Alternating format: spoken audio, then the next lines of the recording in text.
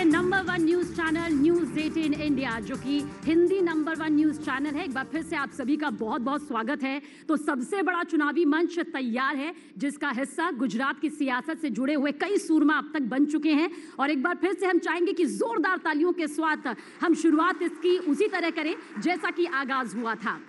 तो गुजरात की जनता हमेशा से बहुत दृढ़ता के साथ अपना मत देती आई है और उस मत के साथ अपने फैसले करती आई है, और शायद यही वजह है कि चुनाव हमेशा यहाँ बाइपोलर हुआ है।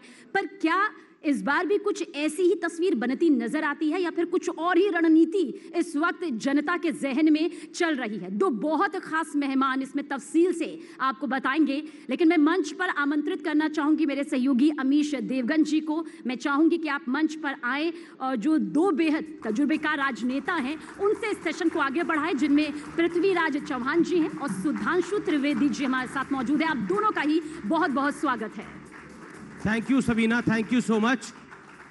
जोरदार तालियों से स्वागत करिए पृथ्वीराज चौहान का, फॉर्मर सीएम महाराष्ट्र के और पूर्व केंद्रीय मंत्री और कांग्रेस पार्टी के वरिष्ठ नेता और भारतीय जनता पार्टी के लोकप्रिय प्रवक्ता और राज्यसभा सांसद डॉक्टर सुधांशु त्रिवेदी का। आप दोनों का अभिनंदन है। पृथ्वीराज जी, माइक।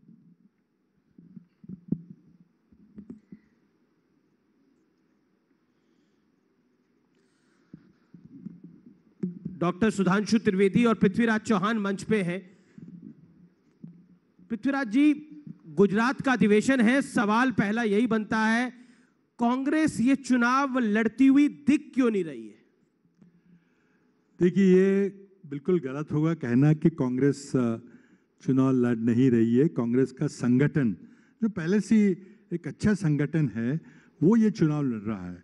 हाँ, ये जरूर बात है कि हमारे कांग्रेस के आला नेता अभी तक चुनाव मैदान में नहीं पहुंचे हैं, जल्दी में पहुंचने वाले हैं। लेकिन मैं बताना चाहूँगा कि 2004 में मैं कांग्रेस का यहाँ पे प्रभारी था लोकसभा चुनाव के दौरान, और उसके बाद कुछ गुजरात से चुनावी वास्ता नहीं रहा है। लेकिन मैं जो आज आते ही मैं देख रहा हूँ कि कांग्रेस का जो संगठन है, जो ऑर्गेनाइजेशन है, जो जिस सिस्टमैटिक तरीके से ये चुनाव लड़ रहा है, मैं समझता हूँ कि आप फैसले के दिन देखेंगे इसका नतीजा क्या आया है। लेकिन मैं आपको ये आश्वस्त भी करना चाहूँगा कि हमारे आला नेता जरूर आएंगे। अभी पर्चे भरे नहीं गए हैं, अभी जी लिस्ट भी डिक्लेयर हो रही है। कई जगह तो पर्चे भरे जा रहे हैं। एक सवाल मेरा, आप कह रहे हैं कि अभी आला नेता यहाँ पहुंचे नहीं है, मैं ये पूछ रहा हूँ आपके आला नेता रुक कहाँ गए हैं, कहाँ रुक गए हैं? देखिए, एक तो आप जानते हैं कि हमारे नए चुनाव हुए हैं। हमारे कांग्रेस के अध्यक्ष मल्लिकार्जुन खड़गे जी, अभी उन्होंने प्रभार संभाला है, और राहुल गांधी जी की भारत जोड़ो यात्रा ने पूरी देश को नहीं दुनिया को हिला दिया है कि इस तरह का कार्यक्रम देश के इतिहास में शायद कभी पहले हुआ। आप कह रहे एक नई पहल है। अब देखिए, उसमें अब आलोचना भी हो रही है, लेकिन जिस तरह से मैंने महाराष्ट्र में आजकल राहुल जी की यात्रा चल रही है, जो मैंने उत्साह देखा है, और विशेषकर जो कांग्रेसी नहीं है, जो एक एनजीओस हैं, जनप्रतिनिधि हैं, उनकी जो कांग्रेस के हमेशा खिलाफ रहते थे, वो सब जिस मात्रा में लोग जुड़ रहे हैं, एक अद्भुत चीज हो रही है। ये मैं खुद देख रहा हूँ। अद्भुत चीज हो रही है, दुनिया को हिला दिया है। डॉक्टर सुधांशु त्रिवेदी, दुनिया को हिला दिया होगा तो आपको भी हिला दिया होगा। हिला दिया है राहुल गांधी की भारत जोड़ो यात्रा ने भारतीय जनता पार्टी को भी। डर रही है भारतीय जनता पार्टी, राहुल आएंगे गुजरात ले जाएंगे।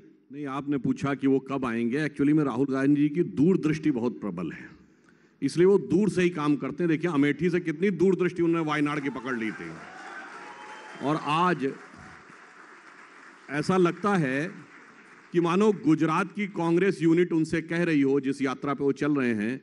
पुराना गीत मुझे याद आता है, ए दूर के मुसाफिर हमको भी साथ ले ले रे, हम रह गए अकेले। मगर मैं ये कहना चाहूँगा कि गुजरात में पार्टियां अलग अलग कारणों से चुनाव लड़ रही हैं। कांग्रेस पार्टी अपनी सिर्फ ज़मीन बचाने के लिए चुनाव लड़ रही है। नई नवेली पार्टी हैसियत बनाने के लिए चुनाव लड़ रही है, और सिर्फ भारतीय जनता पार्टी सरकार बनाने के लिए चुनाव लड़ रही है। ओके, पृथ्वीराज जी कह रहे हैं सरकार बनाने के लिए सीरियस कंटेंडर हम ही हैं सिर्फ। देखिए, पिछला चुनाव अगर आप देखेंगे तो काफ़ी जबरदस्त मुकाबला हुआ जबरदस्त था चुनाव था वो। और थोड़ा अंतर रह गया था 77 और 99। और जो मैं समझता हूँ कि अंतर पूरा हो जाएगा। लेकिन क्योंकि उसमें भी 17 विधायक छोड़ के चले गए कांग्रेस पार्टी के। जी हाँ, ये तो विधायक तोड़ने का तो मुझे महाराष्ट्र की जनता से पूछे नहीं किस तरह से तोड़ी जाती है सरकारें, वो तो हमने बहुत नजदीक से देखा है। सरकारें तोड़ना, विधायक खरीदना, ब्लैकमेल करना, वो सब चीजें तो हम ब्लैकमेल हो क्यों जाते हैं विपक्ष के विधायक? ऐसा करा क्या होता है जो ब्लैकमेल होते हैं? अब देखिए ईडी का किसी ने पता नहीं, कोई ईडी के चंगुल में ना आए तो अच्छा रहेगा, क्योंकि आप देखें किस तरह से वो बर्ताव करते हैं। अच्छे भले लोग ईडी के नाम से डरते हैं। और देखिए महाराष्ट्र में क्या हो रहा है सर, मतलब पुलिस अगर कोई किसी चोर को पकड़ेगी तो बर्ताव तो बुरा ही लेकिन करेगी। अगर ठीक है, मैं बता रहा हूँ कोई ईडी का जो मनी लॉन्ड्रिंग कानून है जी, वो जी। वाजपेयी जी लाए थे, लेकिन हमारी सरकार ने उसको 2004 में लागू किया था। हमारे पूरे 10 साल में हमने 27 रेड किए थे। 8 साल में मोदी साहब के कार्यकाल में 2900 रेड हुए हैं, लोकसभा के आंकड़े हैं। लेकिन नतीजा किसी का निकला है क्या? सिर्फ रेड करो, जेल में डालो, बैठे रहने दो। आप कह रहे मिसयूज ऑफ ईडी हो रहा है। बिल्कुल, इससे ज्यादा हो ही नहीं सकता मिसयूज। लोग भी इस पे ताली मार रहे हैं। सुधांशु त्रिवेदी, ये बड़ा ब्लेम है कांग्रेस पार्टी का कि आप मिसयूज करते हैं ईडी को और बर्ताव भी बुरा करते हैं, खराब करते हैं, और पार्टियां तोड़ते हैं, पार्टियां तोड़ते हैं। ये सब सुना। ओके डॉक्टर सुधांशु देखिए, त्रिवेदी, आजकल एक बड़ा विचित्र ट्रेंड आ गया है भारत की राजनीति में। विपक्षी दल आकर सार्वजनिक घोषणा करते हैं कि मेरा विधायक बिकाऊ है, टिकाऊ नहीं है, और आके बताते, और ये नहीं बता पाते कहां बात हुई, किससे बात हुई। वास्तविकता का कारण यह है, जो ये आरोप लगाया जाता है 2014 से पहले जब हमारी सरकार नहीं थी, वो एग्जांपल दे रहे हैं महाराष्ट्र का। नहीं, मैं उसी बिंदु पे आ रहा हूं जी। 2014 से पहले हमारी सरकार नहीं थी केंद्र में, अनेक राज्यों में हमारी सरकार थी। हमारे किस नेता पे भ्रष्टाचार का आरोप लगा? 2014 से पहले भी विपक्षी नेताओं पर भ्रष्टाचार के आरोप थे। 2G हो, CAG हो, कोयला घोटाला हो, स्पेक्ट्रम घोटाला हो, सबमरीन घोटाला हो, तब भी उन्हीं पे आरोप थे। तो भाई तब तो सरकार भी उनकी थी, तब भी जांच एजेंसियों के घेरे में थे। याद करिए वो जो कहा था ना, तोते का पिंजरा CBI को, वो प्रकरण आप लोगों को याद है? कोयला घोटाले पे सुप्रीम कोर्ट ने यह कहा था कि जो हलफनामा सरकार देगी, CBI देगी, वो कोई सरकारी अधिकारी को नहीं दिखाएगी। मगर जब CBI को बुलाया गया तो उन्होंने कहा, प्रधानमंत्री कार्यालय ने बुला के देखा, कोयला घोटाला किसके खिलाफ था? हमारे खिलाफ या सत्ताधारी दलों के खिलाफ? तो एक्चुअली में क्या है बात, तो बाकी छोड़ दीजिए। जब भाजपा कुछ नहीं थी, याद करिए श्री PV नरसिम्हा राव जी भारत के पहले प्रधानमंत्री बने, जो प्रधानमंत्री पद से हटने के बाद भ्रष्टाचार के मुकदमों में जाके उनको अदालत में खड़ा होना पड़ा। श्री राजीव गांधी जी, जब हम लोग 2 सीटों वाली पार्टी थे, पहले प्रधानमंत्री बने जिन पर की भ्रष्टाचार के आक्षेप आए। और इंदिरा जी का नागर वाला कांड और वो सब तो छोड़ दीजिए। तो भाई जब हम कहीं नहीं थे तब भी आरोप आप पे थे, जब हम हैं तब भी आरोप आप पे हैं, और आगे भी आरोप आप ही पे रहेंगे। देखिए आरोप है